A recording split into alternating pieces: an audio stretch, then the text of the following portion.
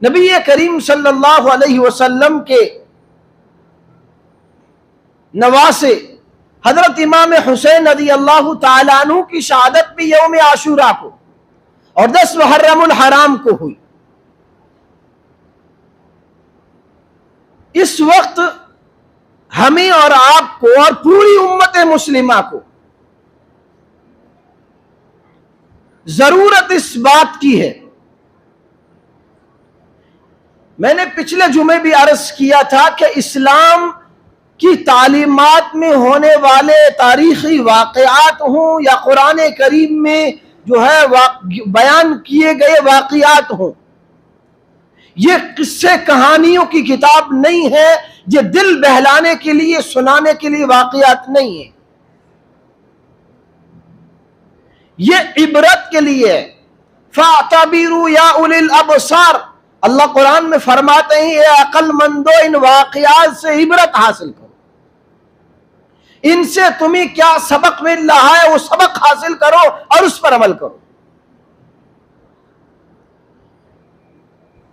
تو کربلا کا واقعہ بھی ہمیں اور آپ کو کیا پیغام دیتا ہے، ہمیں اور آپ کو کیا سبق دیتا ہے، اور ہم اس سبق کو کتنا یاد کرتے آ رہے ہیں اور اس پر کتنا عمل کرتے رہے ہیں، یہ سوچنے کی، سمجھنے کی اور جو ہے غور کرنے والی بات ہے۔ کربلا کا واقعہ ایک صرف واقعہ نہیں ہے، یہ ہمیں بہت کچھ پیغام دے کر کے جاتا ہے۔ نبی کریم صلی اللہ علیہ وسلم کے مقدس خاندان نے جو قربانی دی ہے وہ قربانیاں صرف اس لیے نہیں دی تھی کہ تم 10 محرم الحرام کے دن جو ہے جلوس نکال لینا اور بھیڑ کر لینا، اکٹھے ہو جانا، ہائے واویلا کر لینا، حسین کا نام کا مرثیہ گا لینا، حسین کے نام پر جو ہے تعزیہ نکال لینا اور جو ہے گلی کوچوں میں پھر لینا اور ایک دن یا حسین کہہ کر کے سارے کاموں کو پسے پشت ڈال کر کے تم یہ سمجھ لو گے کہ ہم اہل بیت سے محبت کرنے والے ہی، یہ سراسر جھوٹا دعویٰ ہے جس کو اللہ کے یہاں کوئی تقویت حاصل نہیں ہے اور اللہ کے یہاں ایسے دعووں کی کوئی حیثیت نہیں۔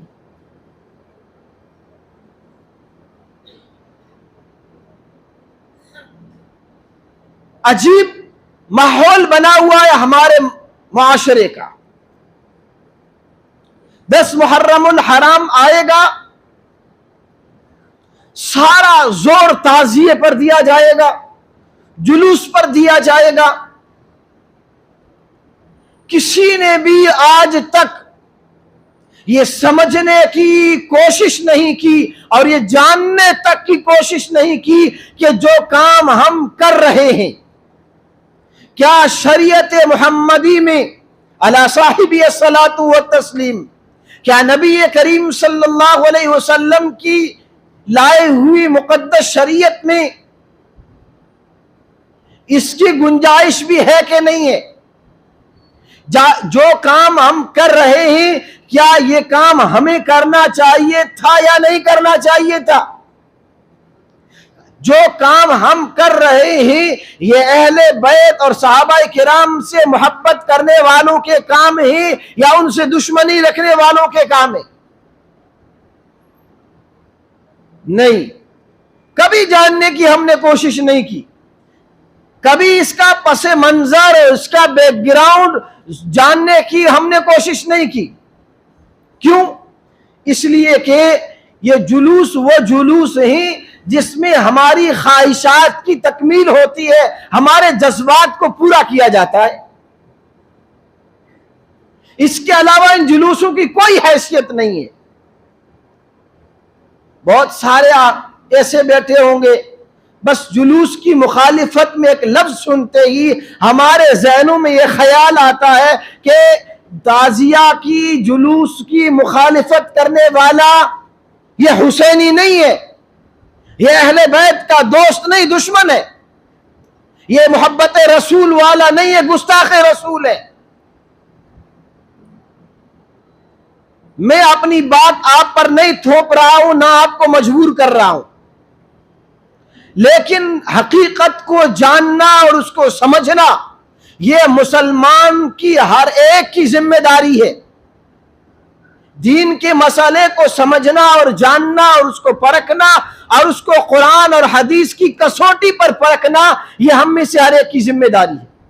اگر نہیں جانچیں گے اور نہیں پرکھیں گے اور نہیں جانیں گے تو قیامت کے دن یہ محبت کے دعوے الٹے ہمارے گلے پڑ سکتے۔ میں جو بات کہنے جا رہا ہوں، میں نہیں یوں کہتا کہ آپ میری مانو، لیکن آپ جس کی مانتے ہی ان کی تو مان لیتے۔ محرم الحرام کے جلوس نکالے جاتے، اب کل 10 محرم الحرام ہے، آپ دیکھیے گا کیا ہوتا ہے، اس کی حقیقت کیا ہے اور یہ کہاں سے آیا ہے۔ اور کرنے والے اپنے آپ کو سنی کہتے ہیں، اور پھر ایسا ویسا سنی نہیں، تناٹن سنی اور اہل سنت والجماعت کا علم بلند کرنے والے اور دوسروں کو گستاخ رسول کہنے والے۔ معاف کیجئے گا میرے الفاظ سخت ہو سکتے ہیں، لیکن بات پوری سمجھ کے جانا اور جان کے جانا۔ 10 محرم الحرام کا جلوس اور تعزیہ نکالنے کا پس منظر کیا ہے اور اس کا بیک گراؤنڈ کیا ہے، یہ کس نے شروع کیا اور یہ کہاں سے آیا، یہ سمجھ لینا مختصر وقت میں۔ حضرت امام حسین رضی اللہ تعالیٰ عنہ کی شہادت کب ہوئی؟ 10 محرم الحرام سن 58 ہجری میں۔ 10 محرم الحرام سن 58 ہجری میں واقعہ کربلا پیش آیا۔ اس کے بعد 300 سال تک، سن 351 یا 52 ہجری تک آپ تاریخ کے اوراق کھنگالیں، آپ کسی مورخ کے پاس جائیں، آپ کسی ہسٹری جاننے والے کے پاس جائیں اور اس کو کہیے کہ آپ ذرا ہمیں اس ہسٹری کو پڑھ کر کے اور اس کو دیکھ کر کے ہمیں بتائیے۔ سن 58 ہجری سے لے کر کے سن 351 یا 52 ہجری تک پوری یہ تاریخ جس میں آپ کو 10 محرم الحرام کا جلوس کہیں آپ کو نظر نہیں آئے گا، اس کا کوئی وجود نہیں ہے۔ 351 یا 52 ہجری میں ایک رافضی اور شیعہ اہل سنت والجماعت کا لبادہ اوڑھ کر کے اہل سنت والجماعت میں گھستا ہے اور پھر وہ حکومت کا حصہ بنتا ہے اور وہ بغداد کا وزیر بنتا ہے۔ سب سے پہلے اس رافضی اور شیعہ نے سن 351 یا 52 ہجری میں بغداد شہر میں سب سے پہلی مرتبہ یہ اعلان کروایا کہ 10 محرم الحرام کا دن ہے، آج کے دن سارے بازار کو بند رکھا جائے، ساری بازار کو بند رکھا جائے، کوئی بازار نہیں کھولے گا۔ اور پھر سرکار کے اور اپنی طاقت کے بلبوتے پر اس نے امام حسین رضی اللہ تعالیٰ عنہ کے مزار اور ان کے مقبرے کی شبیہ بنائی، جو تعزیہ بنایا جاتا ہے، اور اس کو شہر میں گھمایا گیا اور عورتوں کو مجبور کیا گیا کہ اس کے پیچھے گھومیں اور جو ہے اپنے گریبان کو پھاڑیں اور نوحہ کریں اور امام حسین کا غم منائیں۔ سب سے پہلی پوری اسلامی تاریخ میں سن 351 ہجری اور 52 ہجری میں یہ کام شروع ہوا ہے۔ اگر یہ شریعت کا حصہ ہوتا اور امام حسین رضی اللہ تعالیٰ عنہ کی منشا اور ان کی جو ہے طبیعت کے مطابق ہوتا یا ان کے نانا کی شریعت کے مطابق ہوتا تو یہ اسلام کی 300 صدیاں اس جلوس سے خالی کیوں ہیں؟ یہ سوالیہ نشان ہے میرا۔ آپ جائیے گا، پڑھیے گا اور غور کریے گا۔ یہ وہاں سے شروع ہوا، پھر اس کے بعد یہ تمام دنیا میں پھیلتا گیا اور ہمارے ملک ہندوستان میں ایک بادشاہ گزرا ہے تیمور لنگ، جو یہ بھی شیعہ اور رافضی تھا۔ سب سے پہلے ہندوستان میں تعزیے کی شروعات تیمور لنگ نے کی، جو شیعہ تھا، سنی نہیں تھا۔ سب سے پہلے 351 یا 52 ہجری میں شروع کرنے والا بھی شیعہ ہے، سنی نہیں تھا، اور اس ملک ہندوستان میں اس رسم کو اور جلوس کو شروع کرنے والا بھی کوئی سنی نہیں، شیعہ ہے۔ اب آپ اندازہ لگائیے کہ یہ کام جس کو شروع کرنے والے شیعہ ہیں، شیعہ کون ہے؟ پورے مکاتبہ فکر، چاہے وہ مکتبہ دیوبند ہو یا بریلوی ہو یا اہل حدیث ہو یا جماعت اسلامی ہو یا کوئی اور فرقہ ہو، تمام کے نزدیک شیعہ قرآن و حدیث کی روشنی میں مسلمان نہیں ہے، کافر ہے، اس لیے کہ ان کے عقائد کی بنیاد پر ہر مسلک کے علماء نے ان پر کفر کا فتویٰ لگایا ہے، اس لیے وہ مسلمان نہیں ہے، لہذا مسلمان نہیں ہے، وہ دشمنان صحابہ ہیں۔ شیعہ وہ ہے جو ابو بکر و عمر اور عثمان کو مسلمان نہیں سمجھتے، وہ کہتے ہیں بس صرف 5 تن پاک باقی سارے صحابہ مرتد ہو گئے، نعوذ باللہ۔ امی عائشہ پر وہ طعن و تشنیع کرتے اور گالیاں دیتے، ان کی شروع کی ہوئی رسم اپنے آپ کو سنی کہنے والے حضرات اگر کرتے ہیں تو کیا وہ سنی کہلائے جانے کے لائق ہے یا نہیں؟ یہ بھی ہمیں غور کرنے کی بات ہے۔ یہ تھا اس کا تاریخی پس منظر۔ اب آئیے میں آپ کو مسئلے کی طرف لے کر کے چلتا ہوں۔ تمام مکاتب فکر کے علماء اور ائمہ اور ان کے بڑے اور بزرگوں کی کتابیں آپ اٹھا کر کے دیکھیے،